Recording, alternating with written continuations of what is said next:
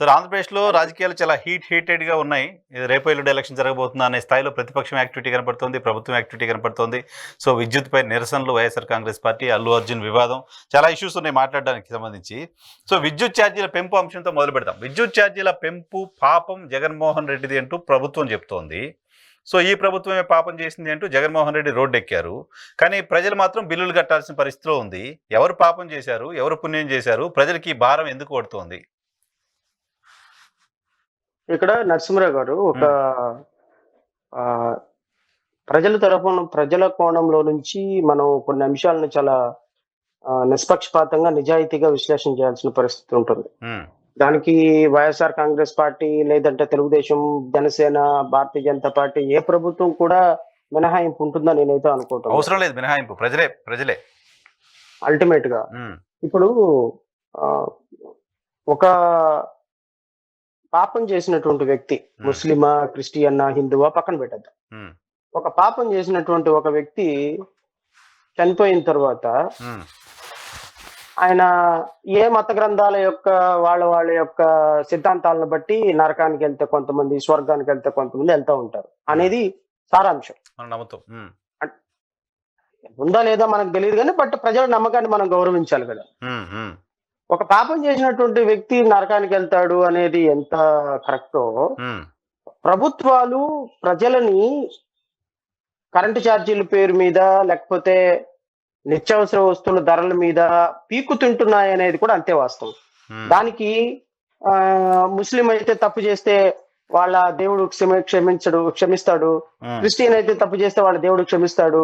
హిందూ అయితే తప్పు చేస్తే వాళ్ళ దేవుడు క్షమిస్తాడు అనేది ఎక్కడ లేదు. హ్మ్. ఓవరాల్ గా ఎవరు ఒక మనిషిగా తప్పు చేసినా తనకు శిక్ష ఉంటుందనేది లాజిక్ కన్క్లూజన్ మనం అనుకునేది. కరెక్ట్. లైక్ వైజ్ హ్మ్. ఏ ప్రభుత్వం అయినా సరే ప్రజలని పీడించుకుని తింటుంది ఎలక్ట్రిసిటీ ఛార్జెస్ పేరు మీద, నిత్యావసర ధరల పేరు మీద అనేది వాస్తవం. హ్మ్. హ్మ్. దీనికి వైఎస్ఆర్ కాంగ్రెస్ పార్టీని ఎగ్జామ్షన్ ఇవ్వటమో, తెలుగుదేశం పార్టీని ఎగ్జామ్షన్ ఇవ్వటమో, లేకపోతే కూటమి ప్రభుత్వానికి ఎగ్జామ్షన్ ఇవ్వాల్సిన అవసరం కూడా లేదు మనం. హ్మ్. ఎందుకంటే మీరు నేను ప్రజల తరపున మాట్లాడటానికి ఉన్నాం కాబట్టి ఖచ్చితంగా ప్రజల తరపున మాట్లాడాల్సింది. కరెక్ట్. హ్మ్. ఈ రోజు వైఎస్ఆర్ కాంగ్రెస్ పార్టీ ఏదైతే రోడ్డెక్కి విద్యుత్ ఛార్జీలు పెంచారు అని గగ్గోలు పెట్టి చేస్తుందో, హ్మ్. నాకు తెలిసి వైఎస్ఆర్ కాంగ్రెస్ పార్టీ ఈ పోరాటం చేయడానికి ప్రతిపక్షంగా అర్హత ఉందే గాని హ్మ్. వీళ్ళకి మొరాలిటీ లేదు. ఫస్ట్ హ్మ్. పాయింట్. హ్మ్. హ్మ్. నేను మాట్లాడే విషయాల్లో మొరాలిటీ వేరు, లీగాలిటీ వేరు. హ్మ్. మొరాలిటీ ఏంటి అంటే ప్రతిపక్షంగా, లీగాలిటీ ఏంటి అంటే ప్రతిపక్షంగా ప్రభుత్వం చేసే కార్యక్రమాలని ప్రజల తరపు నుంచి ప్రశ్నించాల్సిన బాధ్యత ప్రతిపక్షం మీద ఉంటుంది. అది legality. Hmm. So they are legally entitled to protest on electricity charges and all. But morally, they do not have any even step to stage any protest against government. Morally. ఎందుకంటే వైఎస్ఆర్ కాంగ్రెస్ పార్టీ హయాంలో వేసినన్ని user ఛార్జీలు, పెంచినంత current ఛార్జీలు బహుశా ఏ ప్రభుత్వంలో పెంచి ఉండాల. దాదాపు 9 సార్లు పెంచారట కదా. 9 సార్లు పైబడి పెంచారు. నేను ప్రత్యక్షంగా ఒక 15,000 రూపాయలు మా ఆఫీస్ కి కరెంటు బిల్లు కట్టే మా ఆఫీస్ కి 45,000 ఐ పెయిడ్. అంటే మీరు చూడండి 3,000 రెట్లు ఎక్కువ current charges 1 year to 1 year variation వచ్చినాయి. మీకు కూటమి ప్రభుత్వాన్ని ప్రశ్నించే హక్కు వైఎస్ఆర్ కాంగ్రెస్ పార్టీకి ఎక్కడుందండి? జగన్మోహన్ రెడ్డి ఈ రోజు ప్రజల దగ్గరకు వచ్చి కూటమి ఛార్జెస్ పెరిగిన ఛార్జీలు నేను తెలుగుదేశాన్ని సపోర్ట్ చేయటంలా. తెలుగుదేశం పార్టీ, కూటమి ప్రభుత్వం కూడా ఛార్జెస్ పెంచటంలో ఛార్జెస్ పెంచి మరలా పేదవాడు విరవటానికి వైఎస్ఆర్ కాంగ్రెస్ పార్టీతో పోటీ పడుతుంది. ఇప్పుడు ఒక సామాన్యుడు కరెంట్ ఛార్జెస్ 2,000, 3,000 రూపాయలు కట్టే ఒక మధ్య తరగతి వ్యక్తి అప్రాక్సిమేట్ గా 5,000, 6,000 కట్టాల్సిన సందర్భంకు వస్తే రేపొద్దున ఆ కుటుంబ పరిస్థితి, ఆర్థిక పరిస్థితి ఏంటి? అసలు కరెంటు బిల్లు ఒక నెల వచ్చేటప్పటికి కరెంటు బిల్లు చూస్తే గజగజలు ఆడిపోతున్నాను నేనే. అంటే ఒక మోస్తరు కొద్దిగా గొప్ప సంపాదించుకోగలిగినటువంటి మాలాంటి వ్యక్తుల పరిస్థితి ఎలా ఉంటే what about common man? YSR Congress party పేదవాడి వెన్ను విరిచి యూజర్ ఛార్జెస్ అని మీకు గత ప్రభుత్వంలో జరిగినటువంటి దుర్మార్గకరం ఏంటి అంటే రాబోయే సంవత్సరానికి వేయాల్సినటువంటి యూజర్ ఛార్జెస్ కూడా డబ్బు లేక ఈ సంవత్సరమే కలెక్ట్ చేసినటువంటి దుర్మార్గమైనటువంటి ప్రభుత్వం ఆ ప్రభుత్వం. వైఎస్ఆర్ కాంగ్రెస్ పార్టీ ప్రభుత్వం. ఇప్పుడు ఏ ముఖం పెట్టుకొని ప్రజల్లోకి వస్తారు వైఎస్ఆర్ కాంగ్రెస్ పార్టీ వాళ్ళు? మీరు పెంచకుండా ఉండుంటే, మీరు మీరు మీరు ఛార్జీలు పెంచకుండా ఉంటుంటే ఈ రోజు మీకు ఫైట్ చేయడానికి రైట్ అంటే నైతికంగా. నరసింహరావు గారు, నిజాయితీగా నేను ఒక మాట మాట్లాడదాం. మనం ఏ ప్రభుత్వం అయినా ఛార్జెస్ పెంచకుండా పరిపాలించడం అనేది కరెక్ట్ కాదు. మనం కూడా ఆ మాట మాట్లాడడానికి మనకు కూడా మొరాలిటీ ఉండదు, అర్హత ఉండదు. ప్రభుత్వం ఖచ్చితంగా సంవత్సరానికి అనుగుణంగా ఆ కాలమాన పరిస్థితులకు అనుగుణంగా అంతర్జాతీయంగా జాతీయంగా వచ్చినటువంటి కరోనా వచ్చింది. కరోనా సందర్భంలో ఖచ్చితంగా ప్రొడక్టివిటీ తగ్గింది, ప్రజల యొక్క జీవన ప్రమాణాలు తగ్గినాయి, ప్రజల యొక్క తలసరి ఆదాయం తగ్గింది, national capital per capital income తగ్గింది, ఇతర దేశాల నుంచి వచ్చేటువంటి ఇన్కమ్ తగ్గింది.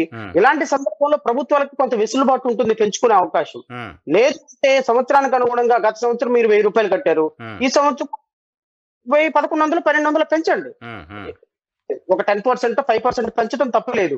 మీకేమో ఆదాయం ఏమో గత సంవత్సరం 15,000 వస్తే దానికి మీరు ఎంప్లాయీనే తీసుకుందాం సార్, ఎక్కడ దాకా ఎందుకు, ఎంప్లాయీని తీసుకుందాం. ఎంప్లాయీకి ఏం చేస్తారు? 10,000 రూపాయలు వచ్చేటువంటి ఒక గవర్నమెంట్ ఆఫీసర్ కి ఈ సంవత్సరం 12,000 రూపాయలు 12,500 రూపాయలు వస్తున్నాయి. ఏది గవర్నమెంట్ లెక్కల ప్రకారం టీఏడిఏ మొత్తం కలుపుకుంటే ఒక 2,000 రూపాయలు పెరుగుతుంది. లక్షకైతేనేమో 20,000 పెరుగుతాయి, 10,000 అయితేనేమో 2,000 పెరుగుతాయి. ఇలా పెరిగినటువంటి ఎంప్లాయీకి ఏమో పెరుగుదలేమో 10%.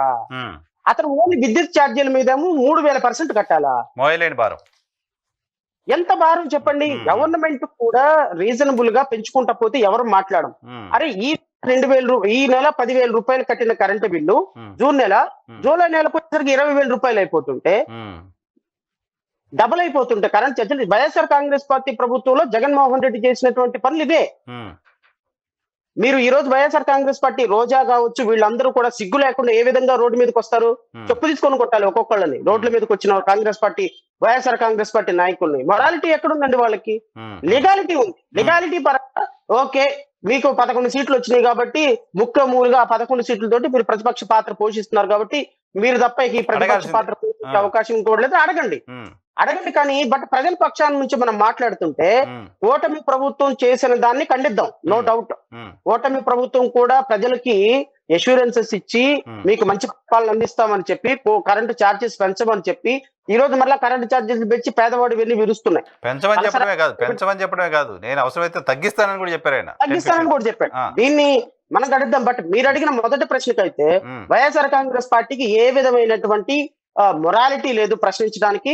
ఇంకా గీతే చంద్రబాబు నాయుడు ప్రభుత్వం, కూటమి ప్రభుత్వం కంటే మొదటగా కరెంటు ఛార్జెస్ విషయంలో మనం తప్పు పట్టాల్సింది వైఎస్ఆర్ కాంగ్రెస్ పార్టీ ప్రభుత్వాన్ని. సో ప్రభుత్వాలు తప్పు పడదాం, పార్టీలను తప్పు పడదాం, ఓకే. ఇప్పుడు ప్రజలు ఈ స్థాయిలో భారం, మీరు ఇంతకుముందు చెప్తున్నట్టు మీలాంటి వాళ్ళే కట్టడానికి కాస్త ఇబ్బంది పడి అరే ఎట్లా అనుకునే పరిస్థితిలో కరెంటు బిల్లు ఉంటే, అదే స్థాయిలో ఇప్పుడు కూడా పెంచుకుంటూ పోతే అప్పుడు ఇబ్బంది అయిపోయి అప్పుడు వైసీపీ పెంచిందని ఆందోళన ఇంకేదో జనాలు పార్టీని దించేశారు, పనిష్మెంట్ ఇచ్చేశారు. పనిష్మెంట్ ఇవ్వడానికి కూడా రీజన్ ఏంటి? మేము వచ్చిన తర్వాత మీకు చాలా జాగ్రత్తగా చూసుకుంటాం, తగ్గించేస్తామని చెప్తే ఇచ్చారు మీకు అవకాశం. సో ఇప్పుడు మీరు చేయాల్సింది ఏంటి? మోసం, ద్రోహం కాదు ఇది కూటమి సర్కార్ చేస్తున్నా? ఖచ్చితంగా కదా, ఖచ్చితంగా దీంట్లో సెకండ్ థాటే లేదు. ఇప్పుడు ప్రజలకి ఎలా అయిపోయింది అంటే నరసింహరావు గారు, మనం లాగి పెట్టి ఒక్క చెంప దెబ్బ కొట్టి కొరడా దెబ్బతో కొట్టి అయ్యో కొరడా దెబ్బ తగిలిందా అని వెన్నపూసు పూసేస్తే, చూసారా నాకు వెన్నపూసు పూసాడు ఎంత మంచోడు అనే దుర్మార్గకరమైన ఆలోచనలోకి వచ్చేసారు. వీడు నన్ను కొట్టాడు అనే సంగతి వాళ్ళకి గుర్తుండటంలా, వీడు చండ్రకోణ తీసుకొని నన్ను కొట్టాడు అనే సంగతి గుర్తుండటలా. అంటే కామన్ మ్యాన్ వీక్నెస్ అందామా, లేకపోతే సామాన్యుడు పాపం తాత్కాలికమైనటువంటి ఆ ప్రయోజనాల కోసం ఆశపడుతున్నాడు కాబట్టి లాంగ్ రన్ లో ఆలోచన విధానాన్ని కోల్పోతున్నాడు అందామా? I don't know. నేను ప్రజల పల్సను పట్టుకోవడానికి నేను చాలా సందర్భాల్లో మా అభిమాన టీవీ5 ఏబిఎన్ ఛానల్లో చాలా సందర్భాల్లో చెప్పేవాళ్ళు. నన్ను మా యాంకర్లు ఆ సందర్భంలో అడుగుతూ ఉండేవాళ్ళు, ఏంది శ్రవణ్ గారు మున్సిపల్ జగన్మోహన్ రెడ్డి ఇంత దుర్మార్గంగా పరిపాలన చేస్తున్నా మున్సిపల్ ఎలక్షన్ లో 100 సీట్లకు 90 సీట్లు వచ్చినాయి, పంచాయతీ ఎలక్షన్ లో 100కి 90 సీట్లు వచ్చినాయి, లేకపోతే ఇంకో చోట 100కి ఇన్ని సీట్లు వచ్చినాయి, లేకపోతే ప్రజలు ఈ తండాలకు వస్తున్నారు. అసలు ప్రజల్లో మార్పు వస్తుందా? ప్రజల్లో ఈ విధంగా జగన్మోహన్ రెడ్డి ప్రభుత్వం గురించి ఆలోచించుకునే విధానం ఉంటుందని చాలా సందర్భాల్లో అడిగినప్పుడు నేను ఒకటే చెప్పిన, ప్రజల మీద నాకు అచంచలమైన విశ్వాసం ఉంది. ప్రజలు ఖచ్చితంగా ఒక ప్రభుత్వాన్ని దించాలి అనుకున్నప్పుడు మీరు ఎన్ని గొప్ప పనులు చేసినా ప్రభుత్వాన్ని దించేస్తారు. అంటే ప్రజలు దించడానికి కొలమానం కేవలం సంక్షేమ పథకాలు కాదని కూడా చెప్పాను నేను.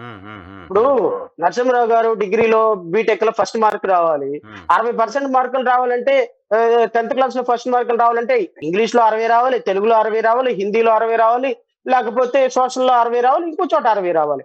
అంతేగాని నేను ఒక ఈ లెక్కలో 60 తెచ్చుకుంటాను, మిగతా 0 తెచ్చుకుంటానంటే ఫస్ట్ క్లాస్ రాదు కదా, పాస్ కావు కదా అసలు. అది పాస్ కాదు కదా. నేను చాలా సందర్భాల్లో మా అభిమాన ఛానల్స్ లో నేను యాంకర్లకు కూడా చెప్పేవాడిని, ప్రజల పట్ల అచంచలమైన విశ్వాసం ఉంది, ప్రజలు ఇవన్నీ గమనిస్తారు. ఇప్పటికిప్పుడు జగన్మోహన్ రెడ్డి ప్రభుత్వాన్ని దించుతారు, జగన్మోహన్ రెడ్డిని రోడ్డు మీదకి తీసుకొస్తారు, జగన్మోహన్ రెడ్డి ప్రభుత్వాన్ని ఏదో వేలం పట్టేసి అమ్మేస్తారు. వాళ్ళని ఏమి చేయరు, వాళ్ళకి అవకాశం వచ్చినప్పుడు వాళ్ళ పవర్ ని ఓటు ద్వారా చూపిస్తారు. మీరు చూస్తా ఉండండి వెంకటకృష్ణ గారు, చూస్తా ఉండండి సాంబశివరావు గారు అని చాలా సందర్భాల్లో చెప్పేవాడిని. అది నాకు ఉన్నటువంటి అచంచలమైన విశ్వాసం. సరే శ్రావణ్ కుమార్ కు ఓట్లు వేసారా లేదా, శ్రావణ్ కుమార్ కి 500 ఓట్లు వేసారా అనేది తర్వాత విషయం.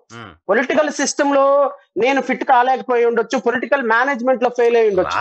రాగానే ఎవరు కదా, ఎవరికైనా బ్యారియర్స్ ఉంటాయి కదా, ఎదురాళ్ళు ఉంటాయి కదా. అంటే మాట వరుసకి ప్రజలను చైతన్యపరచడం వల్ల మాత్రం నేను నా పాత్రని సమర్థవంతంగా పోషించాను. నేను పొలిటికల్ సిస్టమ్ లో పొలిటికల్ మేనేజ్మెంట్ లో నేను ఫిట్ కాకపోవచ్చు, ఖచ్చితంగా ఈ రోజు కంటే రేపు ఫిట్ అవుతాను, ఎల్లుండి ఫిట్ అవుతాను. I'm not bothering about that. అది నేను అనేది